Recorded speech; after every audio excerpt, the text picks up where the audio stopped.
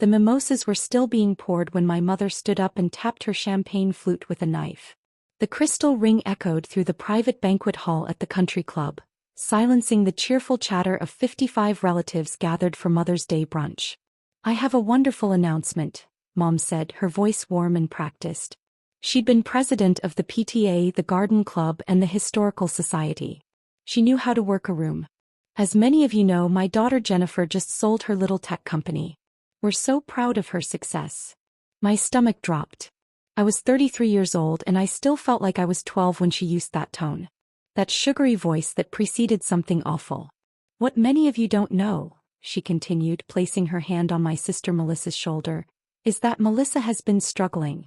Her photography business hasn't taken off the way we'd hoped, and she's facing some financial difficulties." Melissa looked down at her plate, the picture of humble embarrassment. I knew that look. She'd perfected it at 16 when she totaled my car and convinced our parents it was my fault for lending it to her. "So Jennifer has generously decided to give Melissa her proceeds from the sale," Mom announced, beaming. $500,000 to help her sister get back on her feet. Isn't that wonderful? The applause started before I could process what she'd said. Aunt Linda was wiping tears from her eyes. Uncle Robert was nodding approvingly. My grandmother was smiling at me like I'd just been canonized. I hadn't decided anything. "No," I said, my voice barely audible over the clapping. The applause faltered, then died. "What was that, sweetheart?" Mom asked, her smile frozen in place. I said no. Louder this time. "I'm not giving Melissa my money." The temperature in the room seemed to drop 20 degrees. Mom's smile disappeared entirely. "Jennifer, we discussed this," she said tightly. "You discussed it," I said, standing up. My hands were shaking, so I pressed them flat against the white tablecloth. "You and Dad and Melissa discussed it. Nobody asked me." "You're being selfish," Dad said, his voice cold and flat. He'd used that exact tone when I was 8 and refused to give Melissa my birthday money. When I was 15 and wouldn't let her borrow my car. When I was 26 and wouldn't co-sign her lease.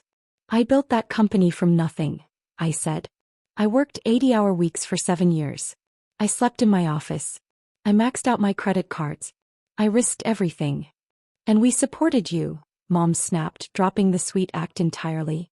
"We let you use the garage for your first office space. We introduced you to potential clients. We believed in you when nobody else did." My jaw clenched. The garage she was referring to was the one I'd paid them $800 a month to rent, which was more than a commercial space would have cost. The clients were 3 of her book club friends who'd each paid me $50 for a website and then demanded free lifetime support. And they'd believed in me by telling everyone at every family gathering that my business was a cute hobby until I found a real job. "Melissa needs this money," Dad said. "You have your salary. You'll be fine." "The sale proceeds are $500,000, I said, my voice steady now. "That's my entire safety net. That's my retirement. That's my future." "And what about your sister's future?" Mom demanded. "Or do you only care about yourself?" That's when Dad stood up. He walked around the table slowly, deliberately. I knew that walk. I'd seen it before every serious talk that had ended with me giving in, apologizing, doing whatever they wanted. He reached me and grabbed my arm just above the elbow. His fingers dug into my flesh hard enough that I knew there would be purple marks tomorrow. "You will do the right thing," he said quietly so only I could hear. "Or you're no longer part of this family." Something inside me snapped. Maybe it was the physical pain. Maybe it was the threat I'd been dreading my whole life finally spoken out loud. Maybe it was seeing my cousin Emily's teenage daughter watching with wide, frightened eyes, learning that this was what family looked like. I pulled my arm free and stepped back. "Let me make this very simple," I said, loud enough for everyone to hear. "I'm not giving Melissa my money. Not now. Not ever." Melissa burst into tears. Real ones this time, I thought. "You hate me," she sobbed. "You've always hated me." "I don't hate you," I said, and I was surprised to realize it was true. "But I'm not responsible for your life choices." Dad's face went red. "How dare you speak to your sister that way?" I pulled out my phone and opened my email. My hands were steadier now. I'd prepared for this moment without fully realizing I was preparing for it. Some part of me had known it would come to this eventually. I typed out an email to Thomas Way, the CEO who'd bought my company 3 months ago. We'd stayed in touch during the transition period. He told me to reach out if I ever needed anything. Thomas, I need you at the Riverside Country Club private dining room. Bring the acquisition documents. It's urgent. Jennifer. I hit send. What did you just do? Mom asked, her voice sharp with suspicion. I invited someone to brunch, I said calmly. He should be here in about 40 minutes. He lives close by. The next 40 minutes were excruciating. Some relatives tried to make small talk. Others whispered among themselves. Melissa kept crying and Mom kept comforting her while shooting me looks that could have curdled milk. Dad sat in silence, his jaw working. I knew he was trying to figure out his next move, his next angle of attack. Aunt Linda approached me carefully like I might bolt. Jenny, honey, I don't understand what's happening. I'm setting a boundary, I said. For the first time in my life, I'm saying no and meaning it. She studied my face for a long moment. Your arm, she said quietly, looking at the red marks already darkening to purple. Did your father do that? I nodded. Her expression hardened. Good for you then. Should have happened 20 years ago. Uncle Robert overheard and started to object, but Aunt Linda cut him off with a look. When Thomas walked through the door in jeans and a Stanford hoodie, still looking like the 38-year-old tech prodigy he was, the room went silent again. Jennifer, he said, spotting me immediately. You okay? I am now, I said. Thank you for coming. He was carrying a leather messenger bag which he set on the table in front of me. You said to bring the acquisition documents. What's going on? I gestured to my family. My mother just announced to 55 people that I'm giving my sister the $500,000 from selling my company. I told her no.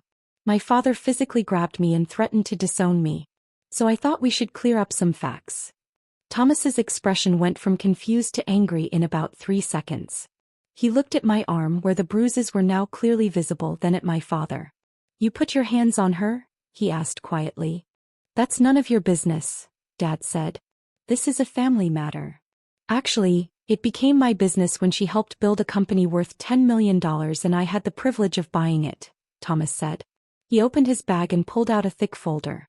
Let me clarify something for everyone here. He opened the folder on the table where everyone could see. The acquisition price for Jennifer's company was $10 million, not $500,000, he said. Jennifer owned 85% of the company. After taxes and legal fees, her net proceeds were approximately $6.2 million. The silence was absolute. I could hear someone's phone buzzing 3 tables away. Mom had gone white. Dad's mouth was hanging open. Melissa looked like she'd been slapped. $6 million. Mom whispered. 6.2, Thomas corrected. And before anyone gets ideas, let me explain how this works. The money has been in an escrow account during the transition period. As of last week, it was transferred to a trust structure that Jennifer and I set up specifically to prevent anyone from coercing her into making financial decisions under pressure. He pulled out more documents. This is the trust agreement. Jennifer is the sole beneficiary. There are 3 trustees who must unanimously approve any distribution over $50,000. One of them. Her attorney is another. The third is an independent financial advisor. This structure exists because Jennifer told me, and I quote, "My family will try to take this money if they find out about it." He looked at my parents. She was right. You had no right, Dad started, but Thomas cut him off. I had every right. Jennifer is my friend and a brilliant entrepreneur who built something extraordinary. She was 26 years old when she started that company in a garage she paid rent for, despite her parents claiming they let her use it for free. She was 28 when she took out a second mortgage on her condo to make payroll. She was 30 when she nearly had a nervous breakdown because she was working 100 hours a week while her family called her business a hobby. Each fact landed like a physical blow.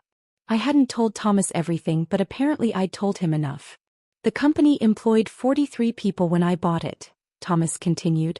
It had $7 million in annual revenue. Jennifer had built something that would have made her wealthy with or without my acquisition. She earned every dollar of that money. He turned to Melissa, his voice gentler but still firm. I'm sorry you're struggling, truly.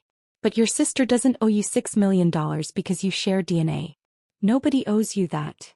Melissa was crying again, but differently now. quieter. Almost like she was ashamed. The trust is irrevocable, Thomas said, looking back at my parents.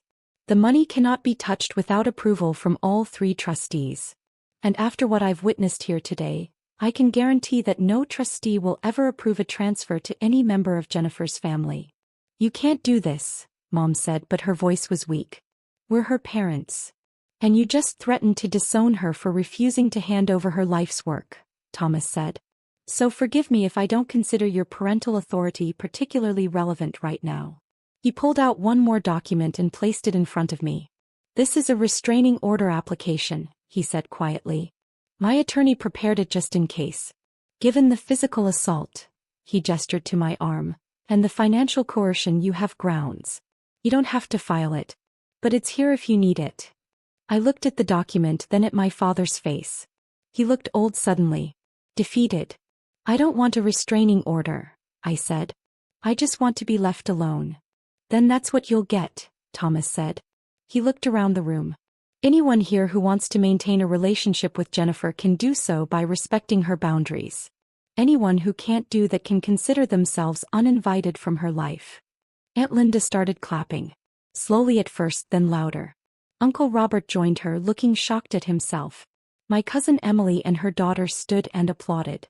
Then more relatives joined in until about half the room was clapping.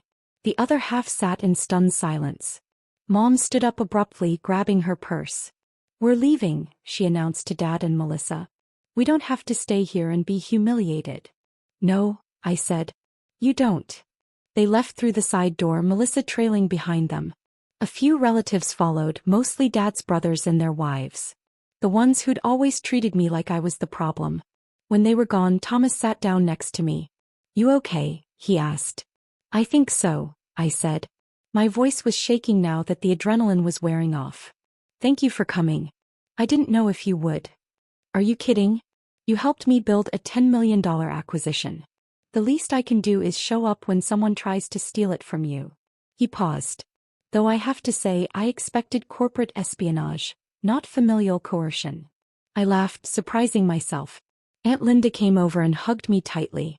Your mother and I need to have a conversation, she said. One that's about 30 years overdue. But you did good, honey. You stood up for yourself. I'm proud of you. Over the next hour, the remaining relatives slowly approached me. Some apologized for not speaking up. Others shared their own stories of family financial pressure. My cousin Emily told me that watching me say no had given her courage to set boundaries with her own parents. As the brunch wound down, Thomas helped me gather the documents. What are you going to do now? He asked. I looked at the papers, at the trust agreement that protected everything I'd worked for, at the bruises on my arm that would fade in a week. I'm going to live my life, I said. On my terms. For the first time ever. Good, he said. You've earned it. As I walked out of the country club, I felt the weight I'd been carrying for 33 years start to lift. The guilt would linger. The grief would come in waves. But underneath it all was something solid and real. My freedom. My future. My money. And nobody could take that from me ever again.